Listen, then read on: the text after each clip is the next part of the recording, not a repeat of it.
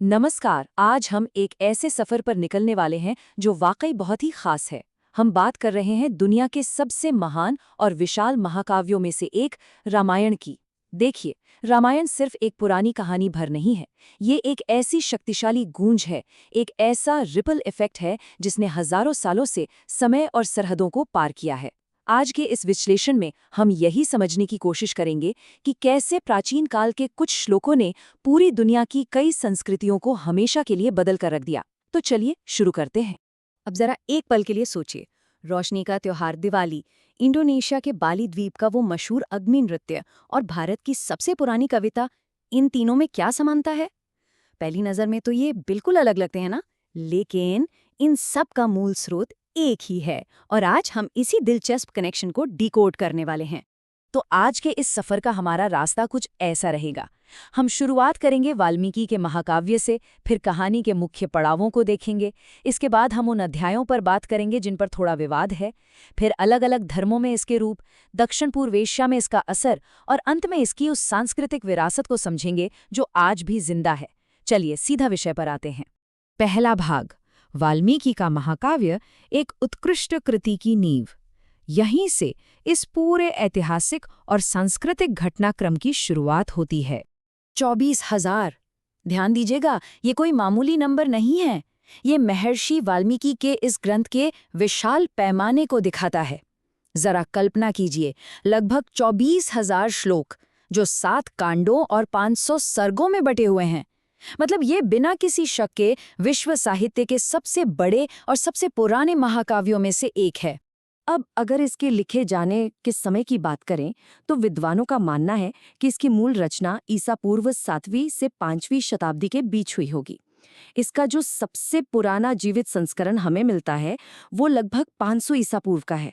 मतलब बौद्ध धर्म की स्थापना और मगध साम्राज्य के उदय से भी पहले का समय। और हाँ, 3री शताब्दी तक आते आते इसमें कई और हिस्से जुड़ते चले गए। दूसरा भाग, वनवास, हरण और युद्ध, यानी नायक की महान यात्रा। ऐतिहासिक पृष्ठभूमि समझने के बाद अब कहानी के उस मूल ढांचे की बात करते हैं जो हम सबको पता है। देखिए, इस पूरी विशाल कथा का जो ढांचा है ना, वो मुख्य रूप से इन 4 पड़ावों पर टिका है। राजा दशरथ का आदेश और 14 वर्ष का वनवास, फिर रावण द्वारा सीता का अपहरण, उसके बाद राम का हनुमान और वानर सेना से गठबंधन, और अंत में लंका में भयंकर युद्ध और विजयी वापसी। यही वो कोर कहानी है जिस पर आगे की सारी सांस्कृतिक इमारत खड़ी की गई है।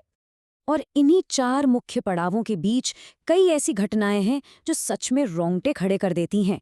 राक्षस मरीच का वो सुनहरे हिरण वाला छल, समुद्र के पार हनुमान जी की वो असंभव सी लगने वाली छलांग, समंदर पर राम सेतु का निर्माण, और फिर सीता की अग्नि परीक्षा।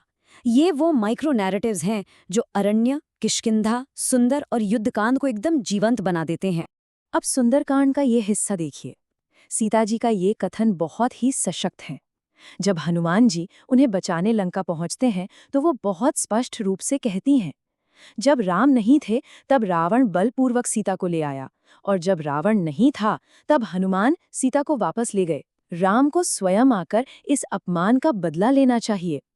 ये बात जाहिर करती है कि वो सिर्फ कोई बेबस महिला नहीं थीं जो बचाव का इंतजार कर रही थीं, बल्कि ये उनके गहरे धर्मबोध और स्वतंत्र सोच की एक बेहद प्रभावशाली हुंकार थीं। तीसरा भाग, विवादित अध्याय यानी पाठ्य संबंधी विवाद। अब कहानी से थोड़ा आगे बढ़ते हैं और इस ग्रंथ से जुड़े कुछ दिलचस्प अकादमिक रहस्यों पर नजर डालते हैं। यहाँ एक बहुत ही बड़ा सवाल खड़ा होता है, क्या वाल्मीकि ने सच में पूरा का पूरा महाकाव्य खुद ही लिखा था? अकादमिक दुनिया की अगर माने तो जो रामायण आज हम पढ़ते हैं वो सिर्फ किसी एक लेखक की रातों रात लिखी गई रचना नहीं है, बल्कि ये सदियों के क्रमिक विकास का नतीजा है। और ये बात इस तुलना से बिल्कुल साफ हो जाती है। बालकांड और उत्तरकांड, यानी पहला और आखिरी अध्याय, बीच के अध्यायों से काफी अलग हैं। अध्याय 2 से 6 तक का हिस्सा सबसे पुराना माना जाता है, जहां राम लगातार एक आदर्श और धर्मपरायण नायक के रूप में दिखते हैं। लेकिन जो पहला और आखिरी अध्याय है वो सबसे पुरानी पांडुलिपियों में नहीं मिलता। विद्वानों का मानना है कि इन्हें बाद में जोड़ा गया है क्योंकि इनमें कई ऐसी बातें हैं जो मूल कथा से थोड़ा विरोधाभास पैदा करती हैं। चौथा भाग, विविध धार्मिक व्याख्याएं, कथा का विस्तार। अब देखते हैं कि कैसे अलग-अलग धर्मों ने इस मूल कहानी को अपने अपने तरीके से अपनाया। ये सच में हैरान करने वाला है। वाल्मीकि के हिंदू संस्करण में तो हम सब जानते हैं कि राम एक विशाल युद्ध में रावण का वध करते हैं, लेकिन विमला सूरी के जैन संस्करण में कहानी पूरी तरह पलट जाती है। जैन धर्म के अनुसार राम एक अहिंसक तपस्वी हैं, इसलिए रावण को राम नहीं बल्कि लक्ष्मण मारते हैं। और सबसे चौंकाने वाली बात पता है क्या है? जैन ब्रह्मांड विज्ञान के अनुसार रावण कोई खलनायक नहीं बल्कि भविष्य का तीर्थंकर है। है ना बिल्कुल अलग नजरिया? इसी तरह बौद्ध धर्म के दशरथ जातक में तो कहानी का मूल ढांचा ही बदल जाता है।